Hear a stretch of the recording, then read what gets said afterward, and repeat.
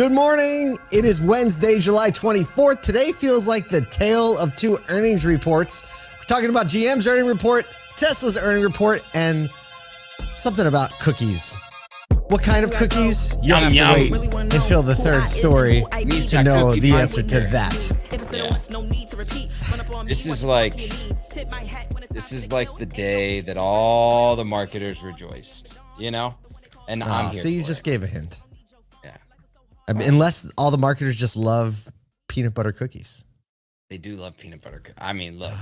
That's probably the best cookie. If you don't love what's your favorite cookie? What's the best cookie in your opinion? I'm going to surprise you right now because I'm like a guy that loves chocolate. And if you say something with some nuts in it, I'm about to leave. Oh my gosh, I don't do nuts in dessert. That is like sacrilege. Nuts I'm are so a glad snack. you said that.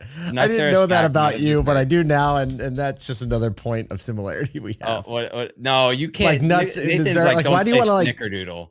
It's not snickerdoodle. Don't worry. Not having anything in a cookie is kind of silly.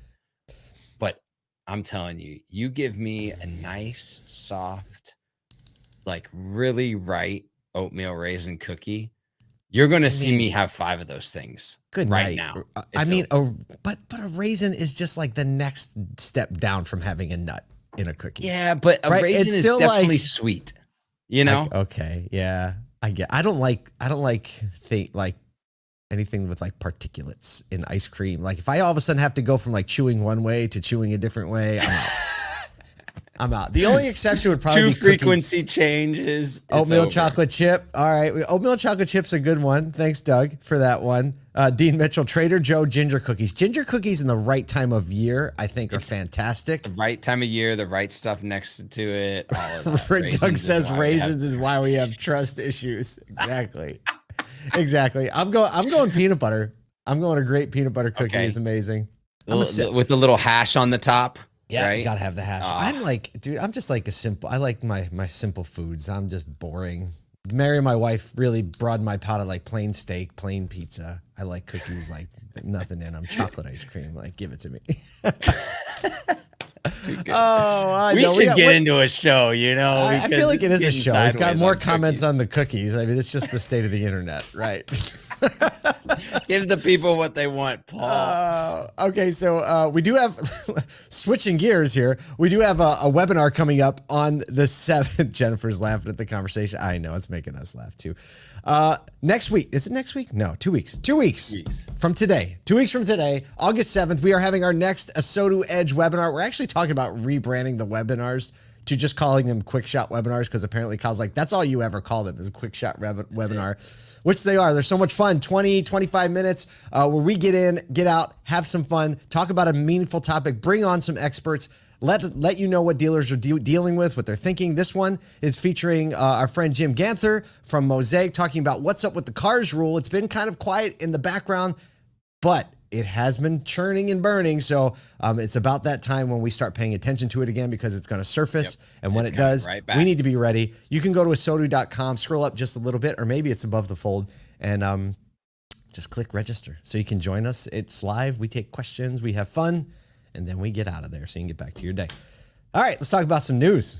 Got some earnings today. General Motors has raised its 2024 forecast. That's good news. Following a strong second quarter driven by North American record sales of pickups and SUVs. CEO Mary Barra emphasized in a letter to shareholders that responsible growth and efficient capital use amid shifting market conditions is the strategy. Of course, she says, quote, as excited as we are about our portfolio, I think she's talking about EVs, we are committed to growing responsibly and profitably in any demand environment over the next few years. Third-party forecasters now see the EV market growing steadily but more slowly than it did over the last few years. As a result, we're adjusting our spending plans to make sure we're capital efficient and moving in lockstep with customers. Their Q2 net income, I know that's a slow clapper right there. Q2 net income rose 14% to $2.9 billion, with global revenue hitting $47.97 billion.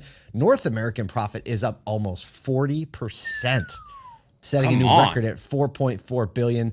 They adjusted their full year EBIT, I want to say EBITDA, but when you say EBIT, guidance to $13 to $15 billion this year, despite lowering net income. So profit's high, income's down a little bit, but that's cool. Or revenue's down a little bit. The company reported increased EV sales, but scaled back production targets she just said, due to lower than expected demand. Feels like it's good for GM right now. It's great for GM, and it's great for the American economy. Right? The leading 3 auto manufacturers drive a significant portion of the overall GDP. You know, I have to believe somewhere deep inside, like Mary Barra, Jim Farley caught some episode of the Automotive Troublemaker sometime summer, and they were like, these guys might be on to something. Or every business book in the library telling them how you match inventory to demand. Okay. Stop stealing my thunder. I was excited there for a minute. No, this is really cool. I mean, kudos to the GM team for pivoting and seeing some high forecasts this year. I'm sure that that trickles right down to the dealer network, and we're seeing good profitability, good margins, good sales velocity on the new car side of the business at GM stores. So I think it's good news all around. I think so too. We're going to be back out episode 4 of More Than Cars, our docu-series. If you haven't seen it, go to morethancars.tv. We're going to be out at Mohawk Chevrolet to do some pickups because we were already out there. We're going out there one more time. And now that they've got, their little office parody really crushing. It was in USA Today yesterday, the dealership. Man. I texted him this morning. I was like, hey, we need to get Mary Barra out to the store and let's get her on that TV show, The Dealership, because like when something hits in pop culture, it's like if you're a CEO of a major company, you want to suck that attention up just like a politician.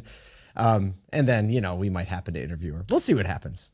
Hey, if you know Mary or the GM PR team, drop them a line. Send them our way. Let them know. Speaking of letting them know. Segue. They are. The people asking questions at the Tesla earnings report call let them know. Despite slightly better than expected revenue, Tesla's Q2 earnings had a significant decline in profits, raising investor concerns, particularly during a tense earnings call with CEO Elon Musk. In Q2, their net income dropped. This is almost like a mirror image of GM, who they went up 45%. Tesla's net income down 45, or they went up 40% in profits. Tesla's down 45% in net income, down to 1.5 billion, down from 2.7 billion the previous year. That's a lot. While revenue rose to 25 billion, exceeding analyst estimates of 24. So they made more money, or they brought in more revenue. They made less money. The company also experienced a 4.8% decline in global deliveries, down to 900,000-ish vehicles, following an 8.5% decline in the first quarter. So there was this Q&A session, and Musk kind of answered these questions. You could tell when he's not happy because he gives really short answers, but when he's fine, he gives really long answers. So when asked about diverting GPUs from Tesla to the startup XAI, the AI startup, they were asking him, like, why did you do that? Wasn't in Tesla's best interest. And he basically came out and said, well, that news is based on an old article, which is, I guess, technically true, but it's still a relevant question.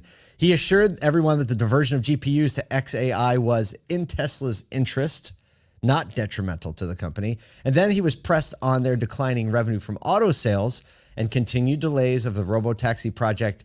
And again, he remained non-committal about this conversation they've been having about a more affordable, low-cost model. And basically, he said this to end the conversation. He said, we're going to make great products in the future, just like we have in the past. End of story. And that was his answer to this whole line of questioning.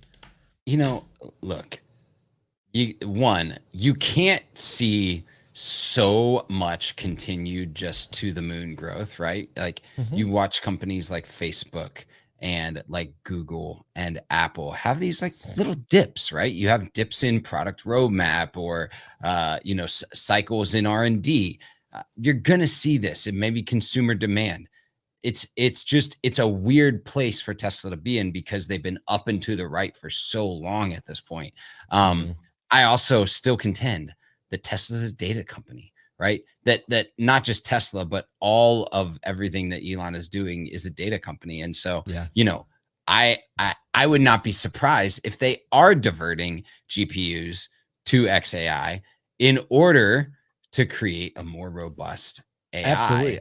That can then be leveraged by all their other entities. For sure. Joshua Orr just said in the comments from LinkedIn. His robots are coming along amazingly well, reminding me of iRobot, though. They do remind me of iRobot. They really but that's do. the reality. We didn't cover the story, but they're saying they're going to have Optimus robots working in Tesla plants next year. Yep.